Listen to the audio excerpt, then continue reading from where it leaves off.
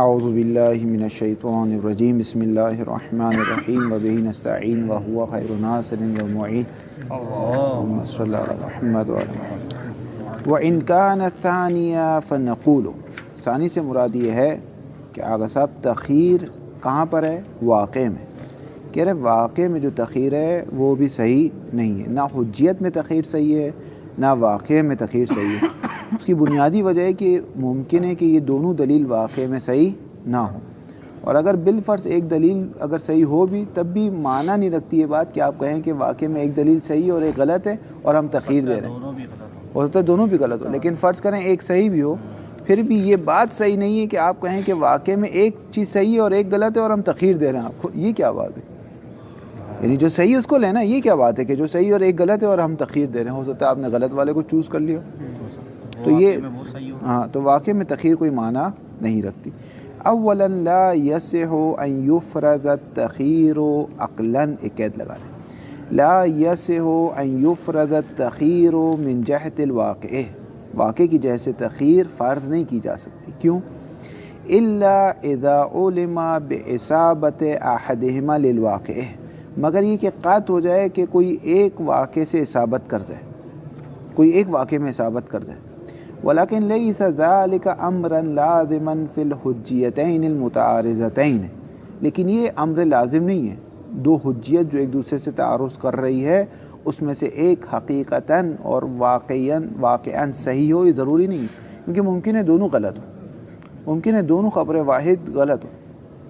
از تعلیلیہ، از یجوز، یجوز بھی معنی یمکن، از یمکن فیہما، ان دونوں حجیت میں جو آپ کے لیے بھی حجیت ہے لیکن جائز ان دونوں میں ان تکون معا کاذبتین واقعا، اس میں جائز ہے کہ واقع میں دونوں کیا ہو؟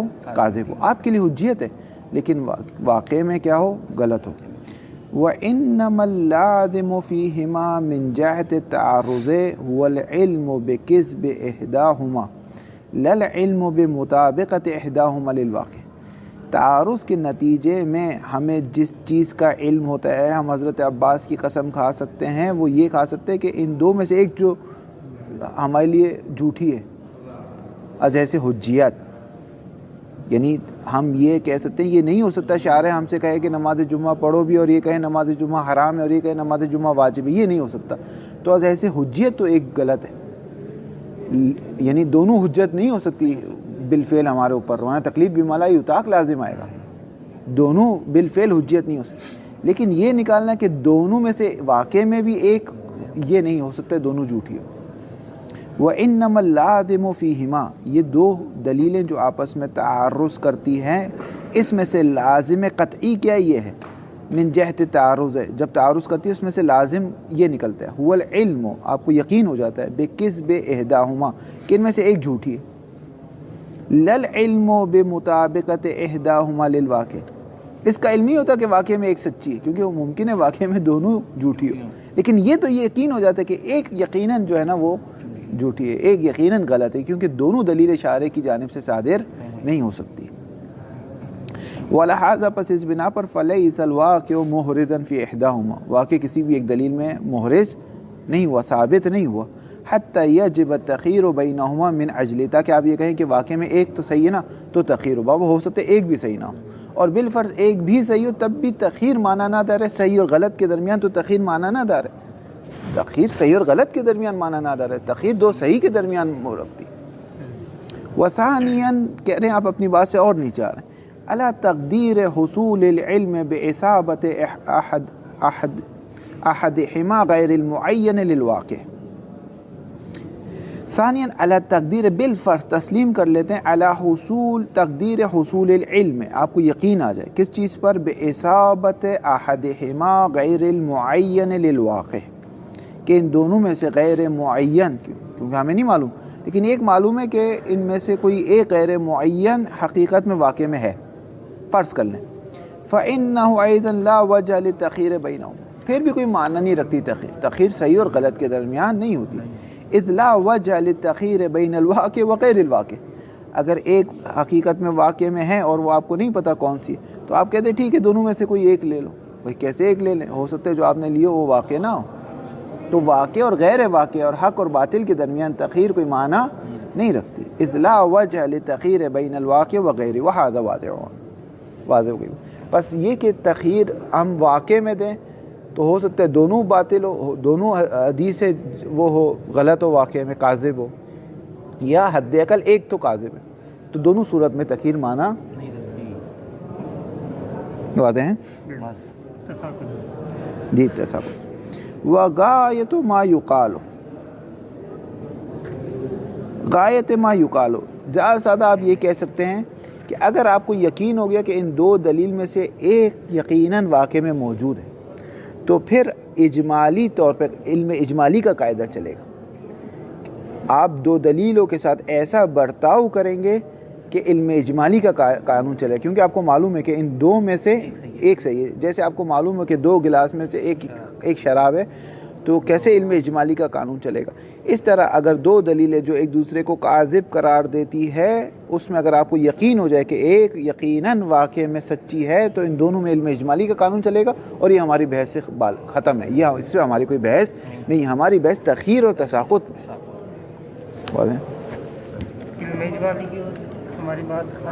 علم اجمالی سے علم اجمالی میں ہماری بحث نہیں ہے، کیونکہ ہماری بحث یہ کہ اگر دو دلیلوں میں تعارض ہو جائے تو تخیر یا تساقط ہے. یہ ایک تیسری بحث ہے کہ علم اجمالی اگر آپ کو واقع کا علم ہو گیا تو علم اجمالی کا قانون چلے گا، اور علم اجمالی کا قانون کیسے یہاں چلے گا، یہ ایک الگ بحث ہے، کیونکہ ایک واجب اور ایک حرام ہے.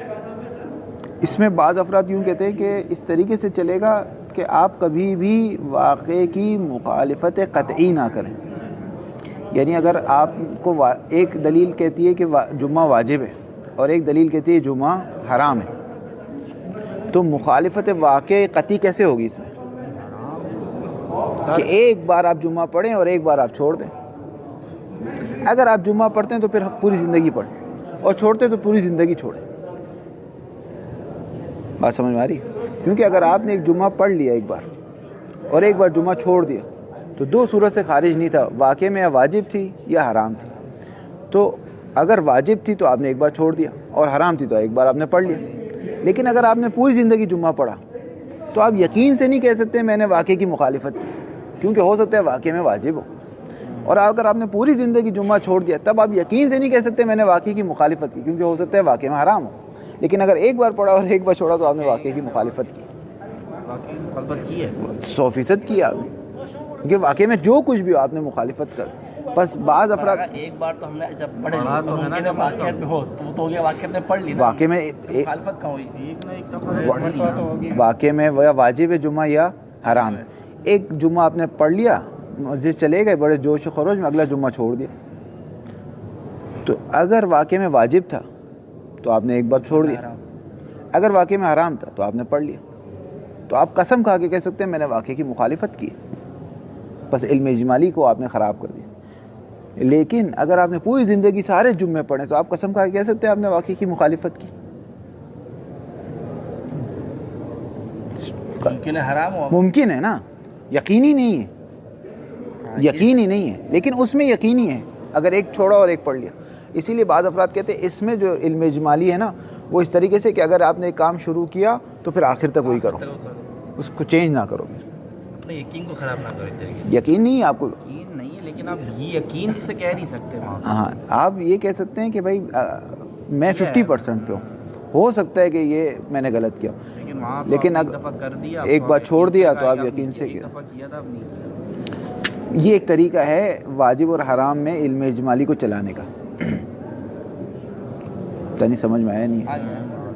وغایت ما یقال، زیادہ سے زیادہ آپ یہ کہہ سکتے ہیں انہ اذا حصل العلم بمطابقت احدہما للواقع، اگر کسی ایک دلیل کے واقع کا آپ کو علم ہو جائے غیر معین، فإن الحکم الواقعی یتنجز بالعلم الاجمالی، تو وہ واقع متنجز ہو جائے گا اور تکلیف آپ کے لیے متنجز ہو جائے گی. وہ علم اجمالی کی وجہ سے وہ واقع آپ کے لیے منجز ہو جائے گا، متنجس ہو جائے گا. واضح؟ وحینئذ، اور جب واقع آپ کے لیے وہ تکلیف آپ کے لیے متنجس ہو گئی، وحینئذ یجب اجراء قواعد العلم الاجمالی فی، تو علم اجمالی قواعد جاری کریں. वलाकिन ला यर्तबितु हीनइज़िन बिमसअलतिना, लेकिन इसका ताल्लुक़ हमारे मसले से नहीं है। वहिय मसअलतु अन्नल काइदत फिल मुतआरिज़ैन हुवा तसाक़ुत अव तख़ीर, हमारा मसला इसमें कि मुतारिज़ैन का कायदा क्या है, या तख़ीर है या तसाक़ुत, ये हमारी बहस है। लिअन्न क़वाइदल इल्मिल इजमाली तजरी हीनइज़िन हत्ता मअल इल्म बिअदमिल हुज्जत दलीलैन मअन, क्योंकि इल्म इजमाली का कानून तो उस वक्त भी चलता है,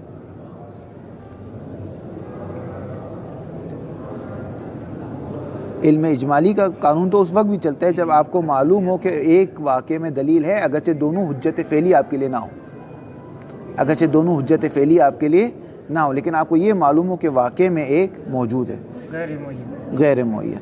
वक़द यानी आपको इल्म हो कि उसकी हुज्जत नहीं है, दोनों की हुज्जत दलील है, दोनों की हुज्जत नहीं है, लेकिन वाक़े में एक है, अभी हुज्जत फ़ेली नहीं हो रही, किसी माने की वजह से हुज्जत फ़ेली नहीं हो रही, लेकिन वाक़े में वो चीज़ मौजूद है।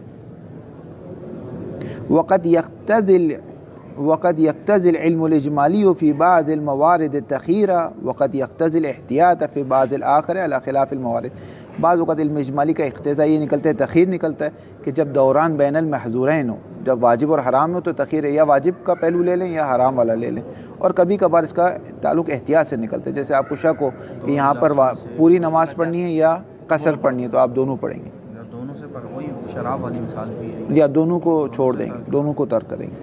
इज़ा अरफ़्त ज़ालिका फ़यतहस्सलु बाब तफ़ाउल मुतावे की रात, यानी खुद बखुद ये बात हासिल हो गई क्या, अन्नल काइदतल अव्वलियत बैनल मुतारिज़ैन व तसाक़ुत, तख़ीर को हमने रद्द कर दिया तो क्या बच गया प्लेट में, तसाक़ुत बच गया। माअदम हुसूल मज़ीयतिन फ़ी अहदिहिमा तक़्तज़ी तरजीह, कब तसाक़ुत है, जब कोई मज़ीयत ना हो, फ़ी अहदिहिमा तक़्तज़ी तरजीह, मज़ीयत यानी कोई प्लस पॉइंट, जब कोई प्लस पॉइंट ना हो उन दो दलीलों में कि जिसका इख्तिज़ा तरजीह निकलता हो, अगर इख्तिज़ा तरजीह निकलता हो तो फिर तरजीह है, मसलन एक की सनद कवी है या एक मुखालिफत आम्मा है, मुआफ़िक़त किताब है, तो फिर उसको लें, यहाँ पे तसाक़ुत नहीं करेंगे आप। ये तसाक़ुत उस सूरत में होगा जब दोनों में कोई प्लस पॉइंट नहीं पाया जाता, दोनों तआद्दुल के इद्ल हो एक दूसरे में, वाज़ेह। अम्मा लौ कान दलीलान मुतारिज़ान यक़्तज़ियान मअन नफ़ी हुक्म सालिसिन फ़हल मुक़्तज़ा तसाक़ुतिहिमा अदम हुज्जतिहिमा फ़ी नफ़ी सालिस औला। एक सलवात पढ़ें। देखें, दलील इल्तिज़ामी अपने वजूद के लिए दलील मुताबिकी की मोहताज है, लेकिन अपने बका के लिए उसकी मोहताज नहीं है। दो दलीलों में तारुज़ हो रहा है और वो दो दलील बेहद नफ्स ही हुज्जियत रखती है, मसलन अगर ये दलील ए है और ये बी है तो इन दोनों में तारुज़ हो रहा है, अगर बी ना होती तो ए में कोई मसला नहीं था, अगर ए ना होती तो बी में कोई मसला नहीं था। ये दोनों दलील है इट्सेल्फ, अगर फ़ी हद नफ्स ही इसको देखें तो इसमें कोई मसला नहीं है, ये भी हुज्जत है और ये भी हुज्जत है। बस एक दलील आपको कहती है जुमुआ वाजिब है, नमाज जुमुआ वाजिब है, एक दलील आपसे कहती है नमाज जुमुआ हराम है, तो ये दोनों एक दूसरे से तारुज़ कर रहे हैं। लेकिन ये जो दलील कहती है जुम्मा वाजिब है, इसका एक दलालत इल्तिज़ामी भी है, और वो है कि जुम्मा मुस्ताहब नहीं है, जुम्मा मकरूह नहीं है। और ये जो दलील कहती है जुम्मा हराम है, इसकी भी एक दलालत इल्तिज़ामी है कि जुम्मा मुस्ताहब नहीं है।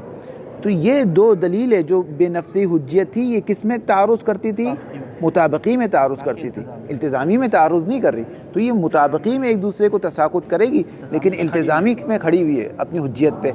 इसीलिए आप ये फ़तवा दे सकते हैं कि नमाज जुम्मा मुस्ताहब नहीं है, ये फ़तवा आप दे सकते हैं, कोई मसला नहीं है इसमें। जो लोग उसको मुसावी समझते हैं मुताबिकी और इल्तिज़ामी को, वो जो मुसावी समझते हैं उनके नज़दीक मुताबिकी की गिरने से इल्तिज़ामी भी गिर जाएगी। हाँ, लेकिन आख़ुई एक और बात करते हैं, वो आगा खुई एक चीज़ के अंदर से निकालो ना। आगा खुई कहते हैं कि बहरहाल अभी वक्त नहीं है कि तफसील से बताऊं, मौत वाली, हाँ मौत वाली जो मिसाल दी थी, अगर याद है तो ठीक है, काफ़ी है, इसको जहन में रखें। तीसरी चीज़ कि दो दलील मुताबिकी जिस उसमें तारुज़ करेगी फ़कत उस मोरद में तसाक़ुत होगी, हर मोरद में नहीं होगी। मसलन शारे आपसे कहते हैं अकरम ज़ैदन व बकरन, और एक बार शारे आपसे कहते हैं ला तुकरम ज़ैदन, تو زید کے مرحلے پر یہ دوسرے سے تعارض کر رہی ہے، لیکن بکر میں کوئی تعارض نہیں کر رہی، تو بکر کا آپ اکرام کریں گے، زید میں کیا ہو جائے گی، دونوں تساقط ہو جائے گی، اصل عملی کی طرف رجوع کریں گے۔ بات سمجھ میں آ گئی؟ اما لو کان الدلیلان المتعارضان، دو دلیل جو ایک دوسرے سے تعارض کر رہی ہے، یقتضیان معا، دونوں ایک ساتھ اقتضا کرے کس چیز کا، نفیہ، نفیہ سے مراد وہی دلالت التزامی، نفی حکم ثالثین، ایک تیسرے حکم کی نفی کر رہا ہے کہ مستحب نہیں ہے، نماز جمعہ مستحب نہیں ہے، ایک تیسرے حکم کی نفی کر رہا ہے، دونوں تیسرے حکم کی نفی کر رہی ہے۔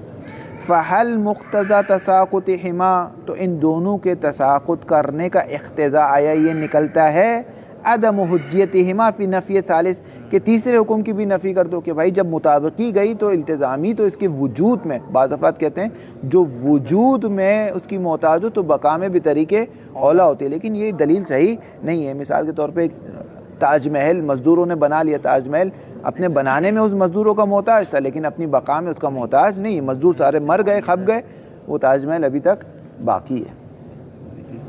الحق انہ لا یقتضی ذالک، ذالک کا اشارہ جا رہا ہے تساقط فی الثالث، ثالث میں تساقط نہیں کرے گی، بلکہ ثالث اپنی حیثیت اپنی جگہ پر باقی ہے، دلالت التزامیہ ویسے ہی رہے گی۔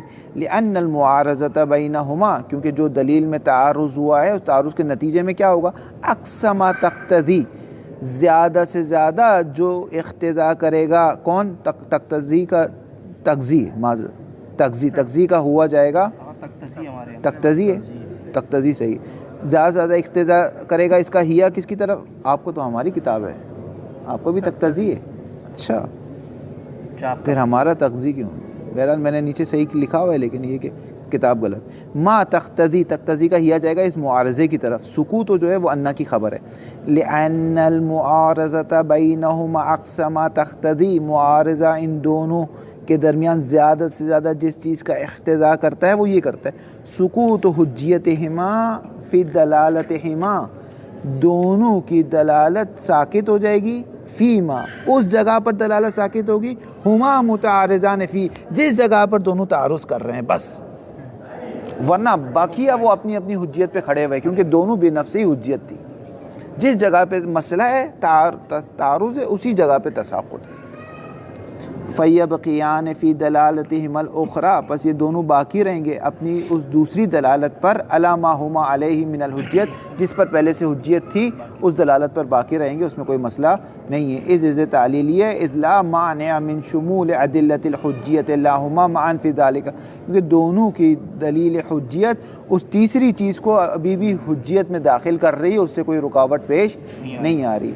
وقد سبق ان قلنا، اور یہ بات گزر گئی کہ ہم نے کہا تھا، ان الدلالۃ الالتزامیۃ تابعۃ للدلالۃ المطابقیۃ فی اصل الوجود لا فی الحجیۃ، اصل وجود میں اس کا محتاج، جب تک مطابقی نہیں ہوگی التزامی نہیں ہوگی۔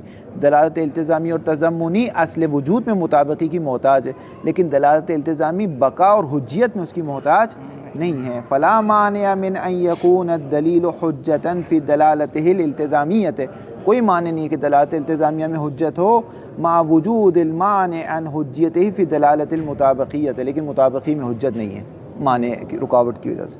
واضح؟ هذا فيما اذا كانت احدى الدلالتين تابعة للاخرى في الوجود، یہ اس وقت جب ایک دلیل دوسری دلیل کی اتباع کرتی ہے اصل وجود میں، یعنی دلالت التزامیہ دلالت مطابقیہ کی اتباع کرتی اصل وجود میں، لیکن جہاں دونوں دلالت مطابقیہ ہو وہاں تو یہ بہتری کے اولا کوئی مسئلہ نہیں۔ دو دلالت مطابقیہ ہو، ایک دلیل کہہ رہی ہے اکرم زیدن و بکرن، ایک دلیل کہہ رہی ہے لا تکرم زیدن، تو بکرن میں تو کوئی مسئلہ نہیں ہے نا، زید کا مسئلہ ہے تو زید پہ ہٹ جائے گی۔ تو جب دلالت التزامیہ کو ہم باقی رکھتے ہیں تو مطابقی کو بطریق اولا باقی رکھیں گے۔